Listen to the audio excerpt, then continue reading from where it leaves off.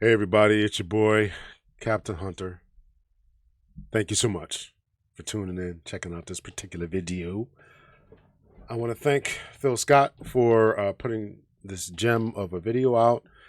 And everybody is discussing this whole, the dating market and what's going on and how bad it's got. And the other day I had a conversation with my daughter and her friend and another friend. They were all on the phone. My daughter was at my house, and her friends, she put her friends on speakerphone. We had a real good conversation, about an hour and 15 minutes, about what's going on. And of course, they're much younger than I am, I would suspect, than Phil is. I'm probably a little bit older than Phil Scott is. I don't know how old he is, but I'm assuming I'm a little bit older than him. And another friend of mine who's on Facebook is chiming in and talking about how bad the whole dating market is and schemes and all that kind of stuff, what's going on. And so, I wanted to really kind of do something about that and talk about it and talk about what is really going on and see if we can really try to get to some answers. And so some of the themes and some of the points that are going to be brought up here are going to be very apropos, very appropriate for what's going on. And listen, I'm not a dating coach. I'm not any of these types of things. But what I am is a concerned person, concerned parent, a concerned father for the future of my lineage, my daughter, my son, their friends. I'm a concerned person, right? And I gotta change some stuff around here. I had to change some stuff around there, so things got a little screwy there. Forgive me. Um, so I want to make sure that we're all trying to live the best of our lives and all this kind of stuff, right? So that's why I'm doing these videos, right? A good image, our collective image, and what's really going on and how are we functioning.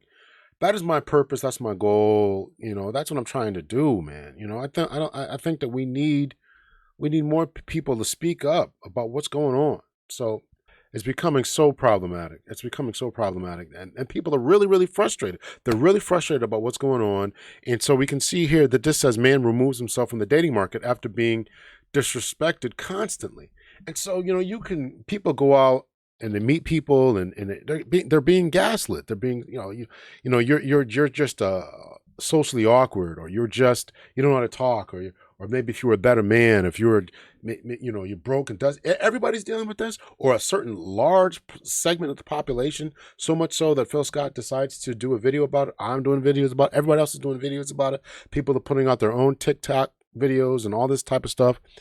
And I think that there really has to be a reckoning, a pulling back, an analysis about what's going on, and asking yourself, what's really going on here? What's really the problem? Are men and women really gotten this far apart where we're really just intolerable, insufferable together? And so I really think that we really need to take a strong, hard look at that. So we'll listen to this video, listen to what this brother has to say, and you tell the story, right? And it's just, how bad has it gotten, men and women, right? This is going both ways. You know what? He kind of done with dating because he's kind of tired of one statement he's heard before, and it just kind of just get on his last nerves. Let's roll it. Me? Dating? Shit. And I'm gonna give you the number one reason why I'm not getting back out here in these dating streets, and y'all gonna understand. It ain't the sprinkle. It ain't the arguments. It's not the 50-50 conversations. It's not finances. It's not none of that. The number one reason. And it could be all of that. All of that you just said, the 50-50, the sprinkle, the drizzle, the arguments, who pays for the date, right? You're broke, you're dusty, you're not tall enough, you're not short enough, you're way too much, you're too light skinned, too dark skinned, you wear glasses, you as a man, you drink your drink out of a straw. I'm not kidding about this stuff. You drink your drink out of a straw. You, as a man, you shouldn't be wearing flip flops, or you order fruity drinks, or you should not be blowing on hot food. All this type of stuff that really, and you think that people are just making this up, but they're not. But none of that, according to him, deterred him. But here is what his problem is, what's going on. is them, I ain't ask you to do that for me people. I drag my balls across broken glass and gasoline before I ever let another person tell me that again in my face. So you in this relationship, you communicating, you validating their feelings, you validating them, you doing all the small things, even gifts of appreciation. You just mostly checking all the boxes. And then when you bring up, hey, you're not reciprocating some of these things that I'm doing for you, they look at you dead in your face and say, I ain't ask you to do that. That is, to me, the most disrespectful thing a person can tell you. Well, I didn't ask you to. I don't know about that. That's your opinion. I think there's certainly a lot more disrespectful things. I think it's more disrespectful. It's my opinion. More disrespectful to go out with somebody on a date, knowing you have no interest in this person as a romantic partner, simply going out for the fact that you want food dates, simply going out because you want something to do. And I've had people tell me this, not going on a date wise, but I know people who've said, I wasn't really into this guy, but he hit me up in a dating app profile. I was like, I'm not doing anything. Let me just go out and just see. You just went out and just wasted this man's time, his energy, his money. So I think that that's the most disrespectful thing. But apparently this, and I've never even heard this one, that I didn't ask you to do. I didn't ask you to buy me flowers. I didn't ask you to take me out to eat. I didn't ask you to validate my feelings, whatever else. And looks like he's got a NASA shirt on, so he's probably a corny, educated lame anyway, right? Wearing a NASA shirt, right? So he's probably corny anyway, right? Do it. I mean, you chose to do that. Yeah, but this is the problem. You didn't say you don't have to do that. You didn't say, well, I don't feel comfortable because I haven't done the same thing for you. You didn't say anything like that to like kind of preface, like, look, if you're doing this because you want to, but I'm not doing it, or I have not done that, so don't come back later and say, hey, well, why aren't you doing this and that and the third? And at the same time, ladies and gentlemen, what I have learned over the years is don't do something for people that you're expecting something in return for. It's just that simple. If you're expecting something in return, then make sure that's known up front that you're expecting something in return. Because yes, look how far we have come as a society, where we used to do things for people, help people on the side of the road change their tire, give people money for groceries, take them shopping, take them out to the movies, but now the wisdom is that we shouldn't do anything that we hope for anything in return for. This is what one. And I'm going to call Phil an uncle here. I'm going to do a video about that. I'm going to call, Uncle Phil here, not the Uncle Phil, but Uncle Phil here. That's what's going on here, right? And so let me pause here for a minute and talk about the conversation that I had with my daughter and her friends.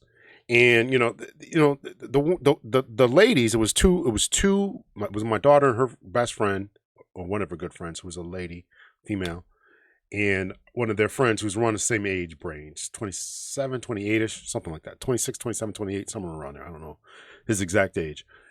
And he's talking about, his experience in the dating market and how he's trying to be a man, how he's trying to come up and how he's trying to find his place and his purpose. And he recognizes all that. And, I said some of the things I did for my team as I'm coaching my team. When I used to coach them as kids, 15, 16 or so, maybe even younger, 13, 14, trying to mold them into the next generation of good, strong, healthy young men. And the discipline that I would try to instill in them, because this is, those lessons that you learn at that age really should translate to the lessons and to the hardiness, to the stick-to-itness, to the perseverance that they should have as adults. It helps to shape them. You may not remember your coach's name when you were 12, 13 years old, but if they made you run the sprints and suicides and talk to you and pushed you to be great or pushed you to the next level, even if I'm not talking about, obviously, if you went to some higher athletics, but if you just played for a little bit, and that could be the same thing for, piano lessons or for gymnastics, or anything, or fly fishing. Anyone who's ever pushed you and said you can do it, you can make it, right? That's the reason for those types of lessons.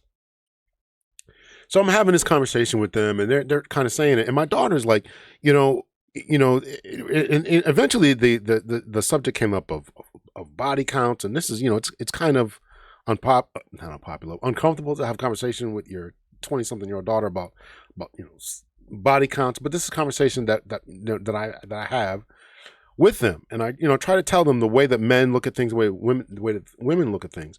And there's such a demand and such a command and such a push to have ladies not pretend, or to try to conduct themselves the way that men did. Well, men had this way about their lives, about all this for all these years, and now they don't like it that the women are doing it. Well, first of all, we don't like it that the women are doing it.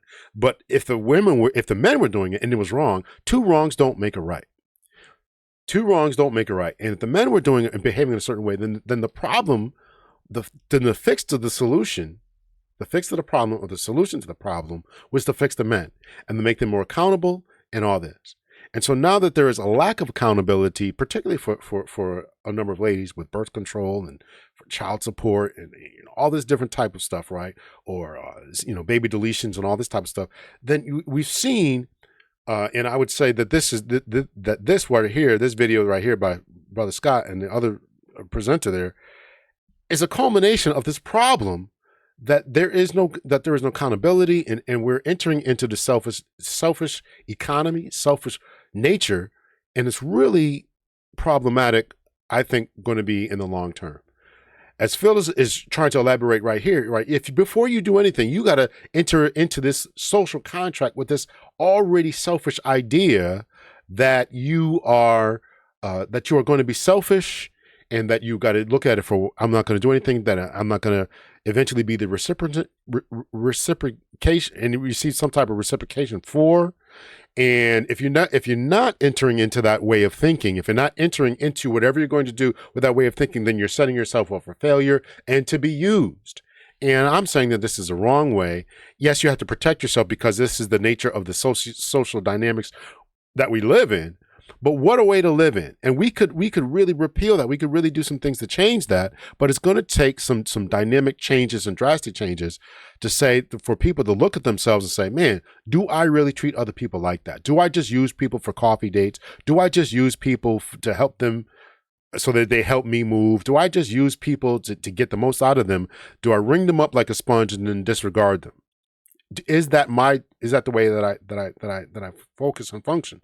For years, and I recognize that there's been problems with the actual extension of this philosophy, but the social contract, socially, we've operated one way. I'm not going to get too deep into what my philosophy is, but we've operated one way for states to be able to do some things, states, government, and then there's another way for socially that we interact. And the social contract was the golden rule: treat each other as you would want to be treated. Now, states operated by the gold rules. He has a gold rule, but locally, communally, we operated on that golden rule. And I'm saying that we really should get back to that principle, because when we operate in a selfish type of way, then that is going to lead to destruction. We're going to hurt people. Hurt people will then hurt other people. We will have a complete breakdown of the social fabric which we're trying to live. And so that's my 2 cents about it. That's the conversation I essentially had with my daughter. We talked about a lot of other things about the way that men and women operate, the way that we're different, the way that we expect. And if you want a strong man, then that man has to be made. Therefore, I talked about the conversation about the coaching. That man has to be made. And as long as we're not pushing men to be the best versions of themselves, to excel academically, to excel physically, to excel as far as in the workforce, in the world, and to have a place and a sense of belonging and sense of purpose. If you don't give men that, then they will fall into a pit of despair. We know this, and this is what's going on when we see what's happening with men nowadays. So let's hear a little bit more about Phil Scott, and then I'm going to read through the comment section here. There are plenty of men out here who, when they're interested in a woman, they want to do the different things. Here talking about a particular piece of clothing, perfume, jewelry, whatever. Guys go do it. Then something happened later and you say, well, I bought you this, I bought you that. Well, I didn't ask you to do it. But at the same time, you didn't tell him no, and not take it either.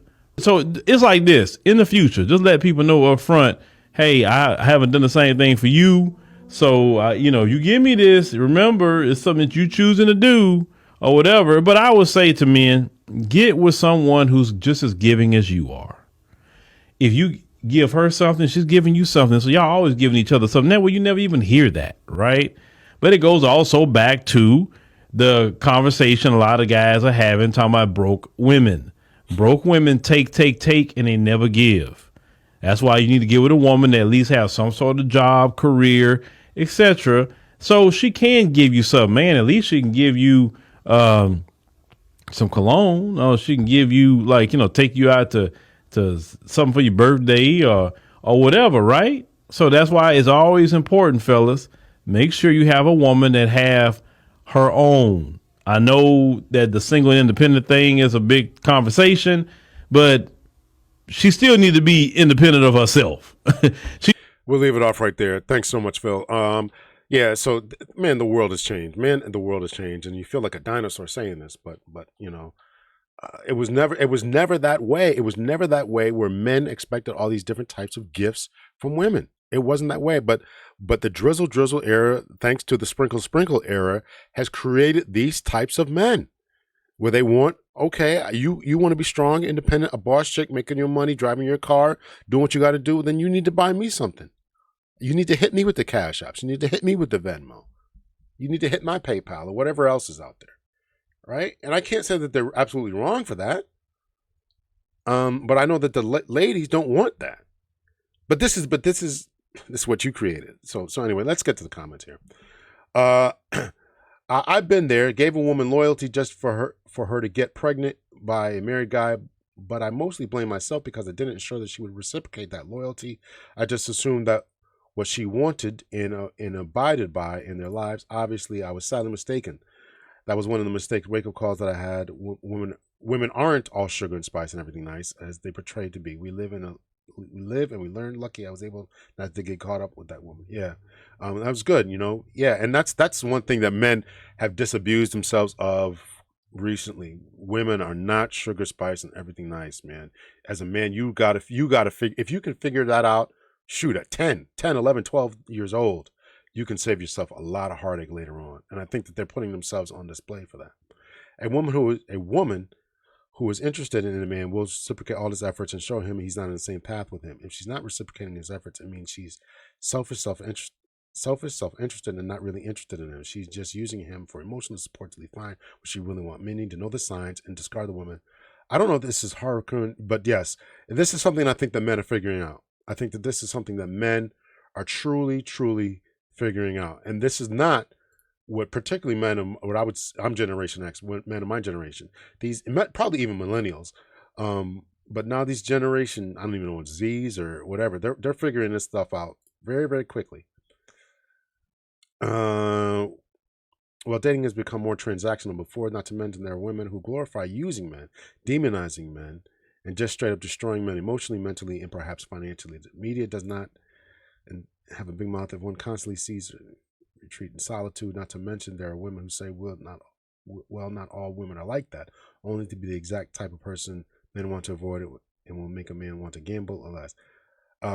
Yeah, so you got to figure out this. Yes, of course, we're not saying that all women are like that, but that statement here, man, I think that he says only to be the exact type of woman men want to avoid will make that man want to gamble less or not at all. Yeah, I think a lot of times the ladies who say that are that type of woman, right? So you got to abide by this hurricane here and just you got to recognize the signs early and just dip out. Just dip out, man. Just dip out.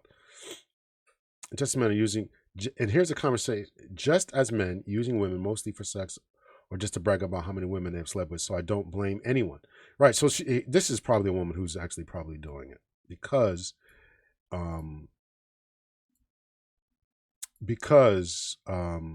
yeah, I mean, it wasn't, if it wasn't good for them, this good for the goose, good for the gander type of conversation, man, is not doing anybody any good. Yeah, because they always say some ish that don't got nothing to do with ish, or that goes without saying, and then wonder why. Yeah, a lot of guys I know go to work, go home, and play Call of Duty on their days off. I just downloaded a new Call of Duty, Modern Warfare 3. I think it's terrible. I don't even know why I did it, but anyway, yeah, playing video games. We all been fooled and used before. It sucks, but it should not deter any man from dating.